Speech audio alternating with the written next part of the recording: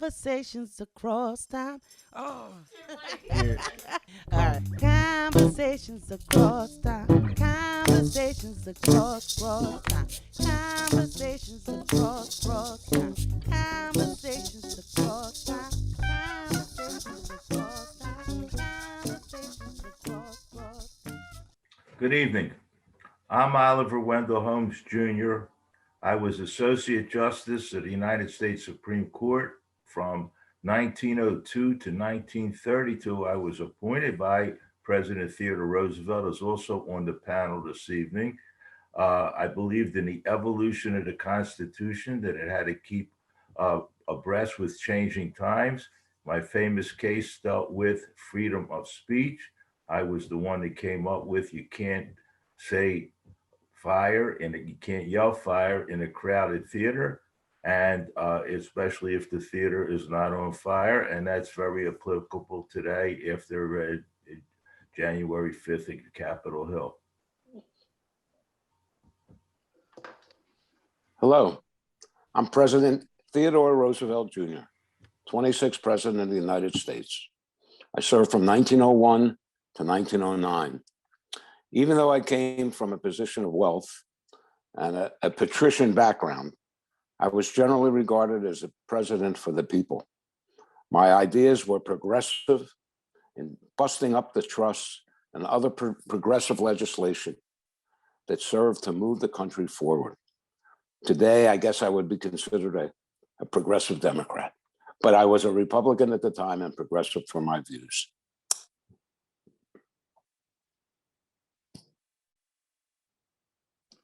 Hello, I am Lyndon Baines Johnson, the 36th President of the United States.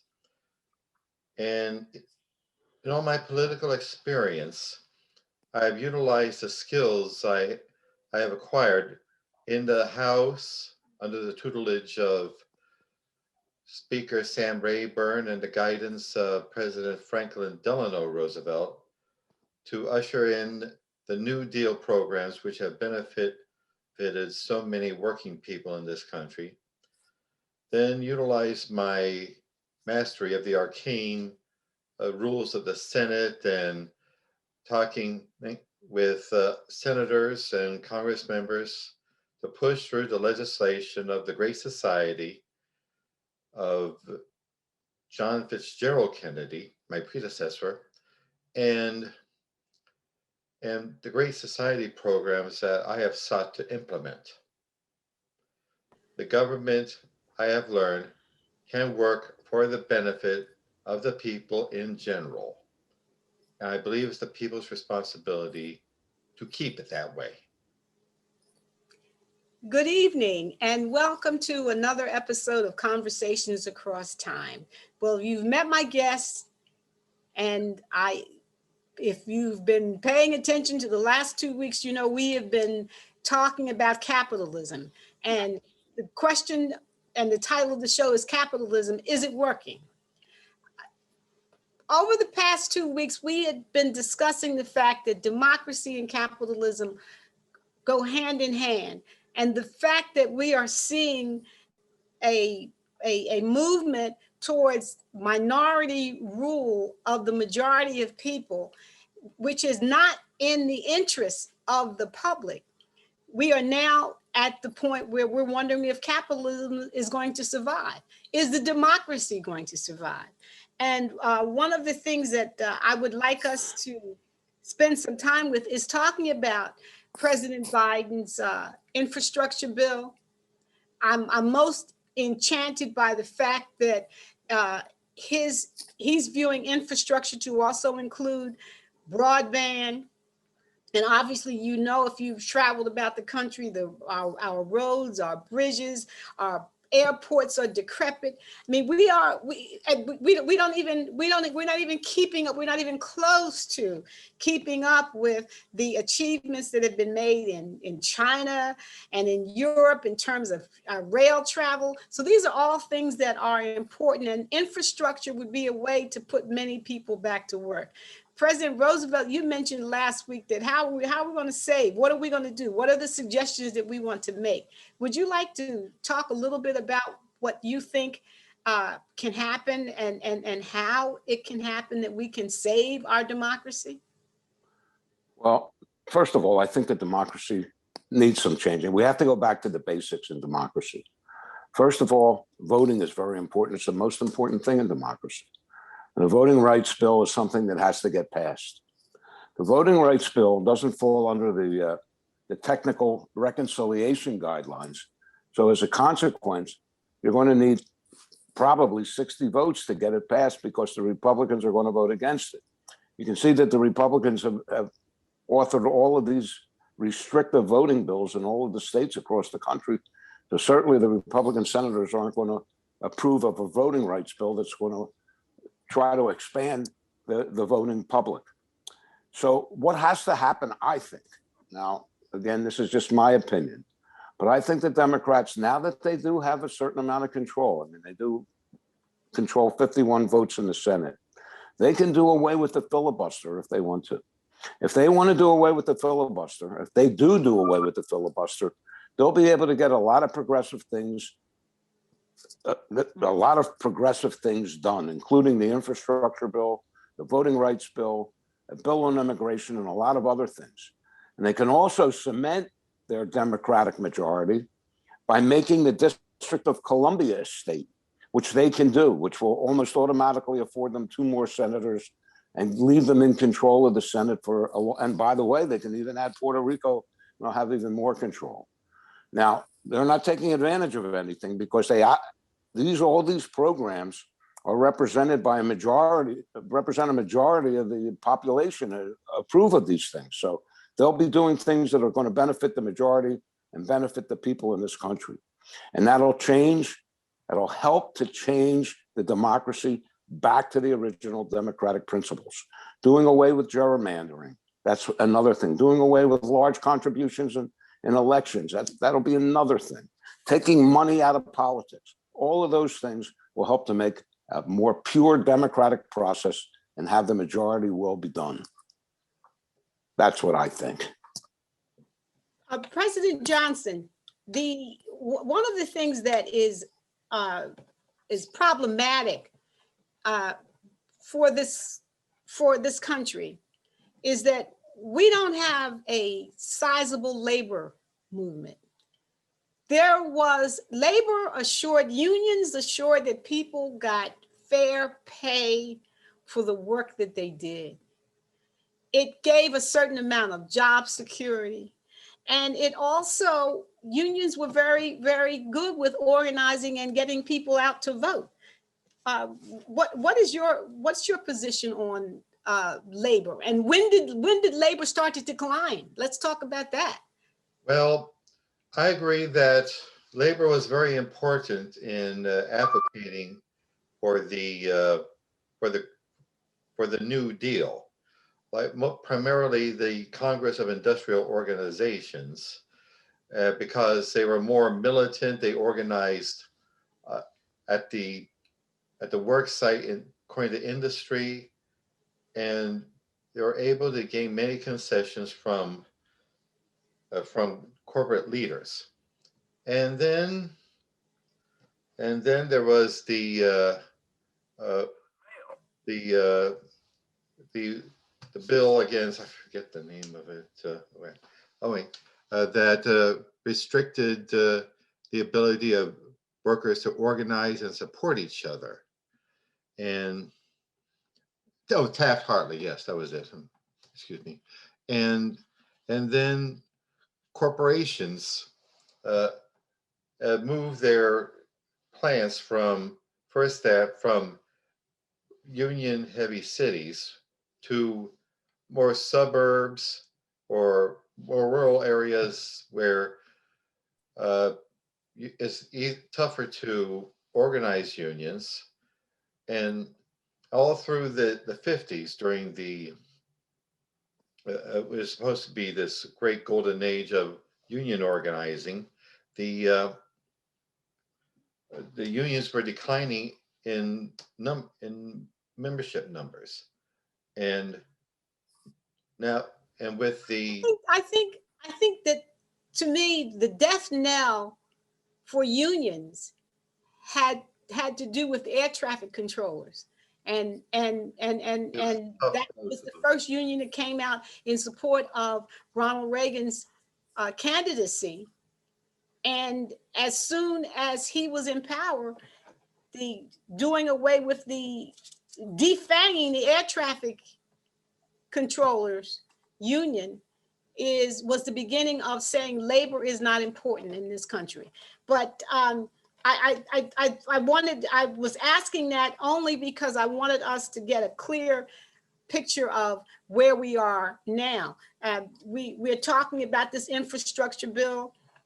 First of all, Justice Holmes, do you feel that the infrastructure bill will survive as it's proposed?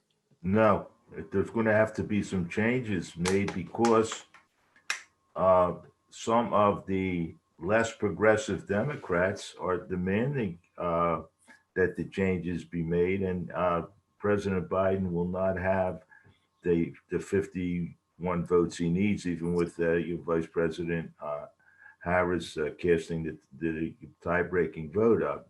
The senator from West Virginia says he won't vote from the bill, Senator Manchin, and he's going to have to make some deals. And the interesting thing is that a vast majority of the American people approve of most of the things in the bill. So the objection that the Republicans have and that Senator Manchin has is the raise in the corporate income tax. They think it's too high.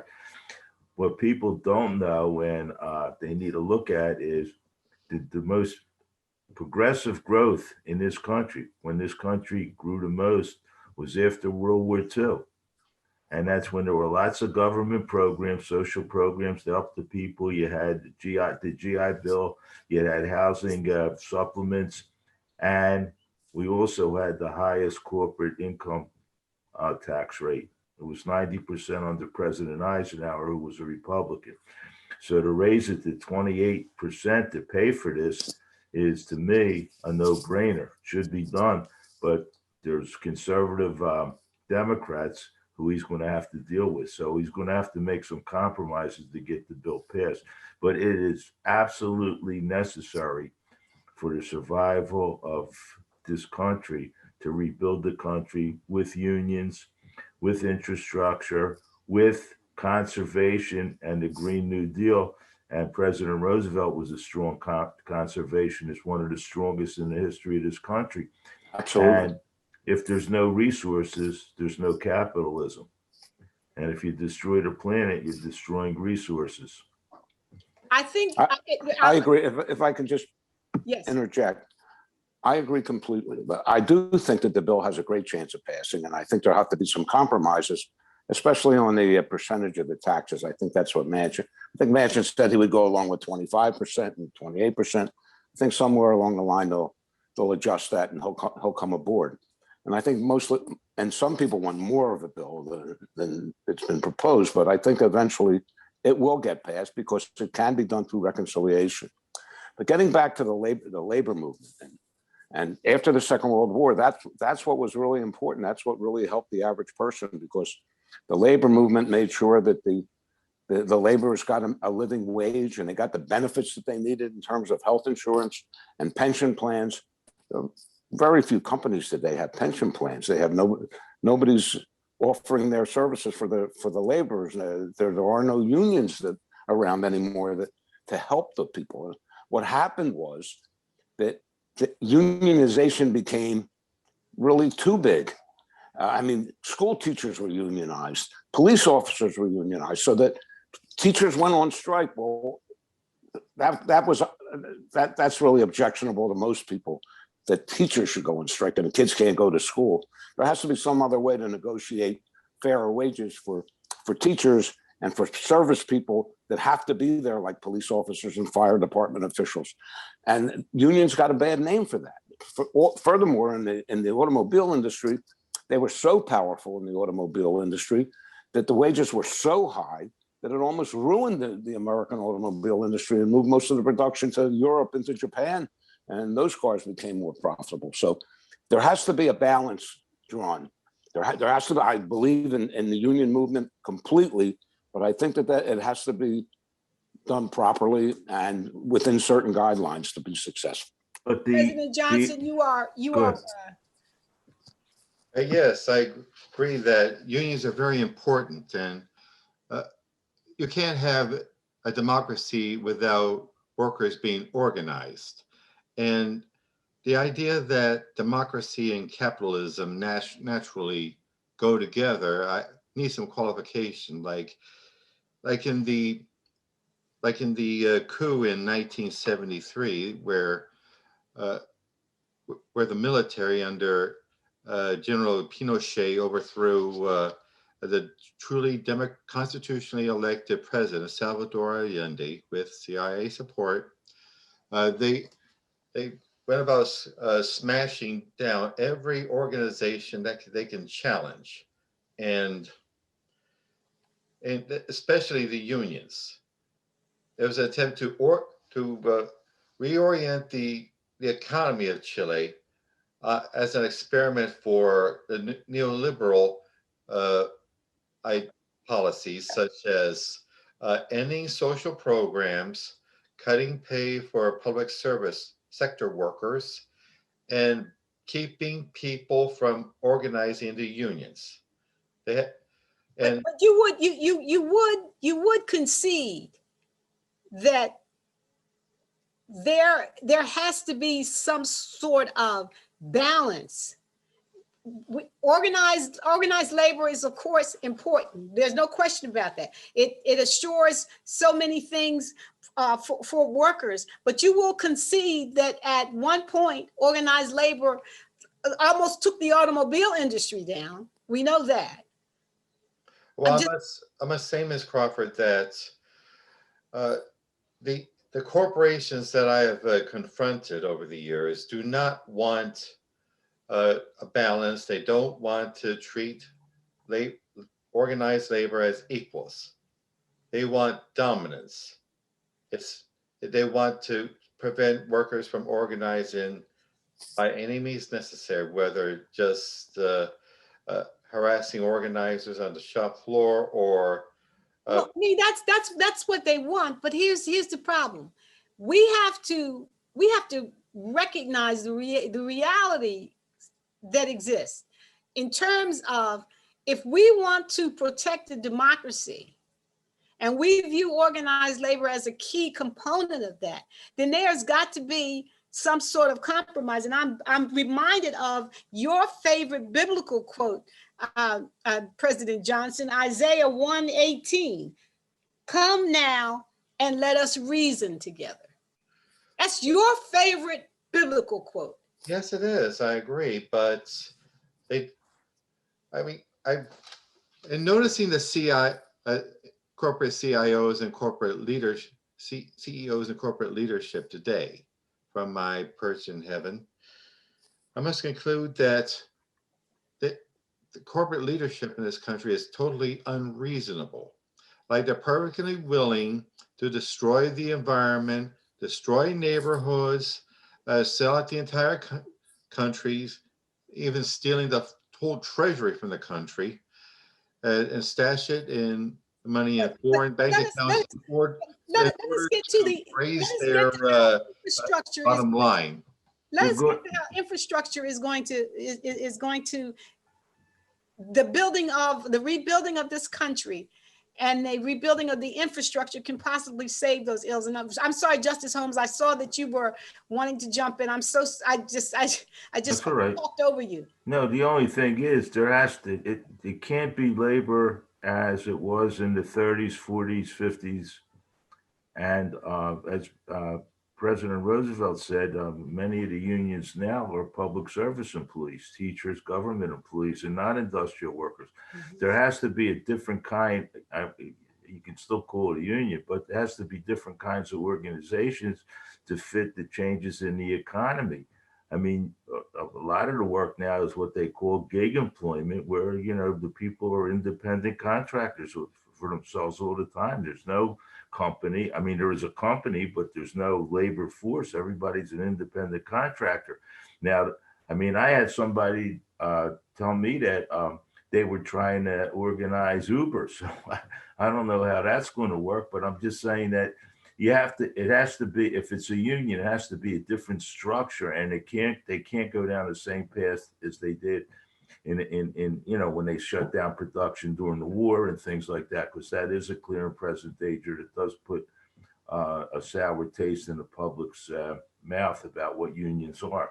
So it's got to be similar to unions, maybe a different name and different structure to make it successful, to bring up the benefits and wages of workers. And one of the starts without a union would be to raise the minimum wage. It has to be done. President Roosevelt talked about that. Right. It's nonsensical that minimum wage has not been raised.